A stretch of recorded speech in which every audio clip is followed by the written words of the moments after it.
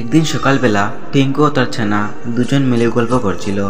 তখন টিঙ্কুর ছানা বলে উঠে, মা, আমার খুব খিদে পেয়েছে, আমার জন্য কিছু খাবার নিয়ে আসো। তখন টিঙ্কু কোনো কিছু না ভেবে খাবার আনতে চলে যায়। পরের পার্ট দেখতে লাইক সাবস্ক্রাইব করতে ভুলবেন না। টিঙ্কু খাবার খুঁজতে খুঁজতে সে এক জঙ্গলের পাশে চলে আসে এবং সেখানে একটি বাঘ দেখতে পায়।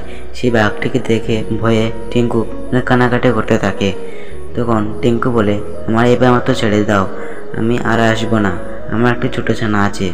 পরের পার্ট দেখতে বন্ধুরা সাবস্ক্রাইব, লাইক, কমেন্ট করতে ভুলবেন না। সেই দিন টিঙ্কু বাঘটির ভয়ে কিছু না করতে পারায় সে বাঁচাও বাঁচাও এরকমভাবে চিৎকার করতে থাকে।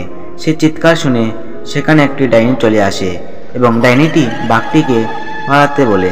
তখন বাঘটি ডাইনিটিকে দেখে সেখান থেকে পালিয়ে যায়। তখন ডাইনি টিঙ্কুকে বলে, এই জঙ্গলে তুই কি করতে এসেছিস? তখন টিঙ্কু সব কথা খুলে বলে।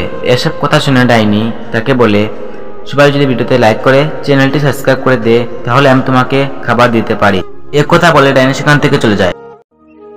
টিঙ্কু না আসার কারণে ওর ছানাগুলো ওখানে বেশি পড়ে যায়। কিছুক্ষণ পরে টিঙ্কু খাবার নিয়ে এসে দেখে ওর ছানাগুলো ওখানে বেশ হয়ে পড়ে আছে। তখন টিঙ্কু অনেক কষ্ট পায় এবং কান্না করতে থাকে। তো বন্ধুরা, ভিডিওটি ভালো লাগলে please like, share, comment, subscribe করতে ভুলবেন না।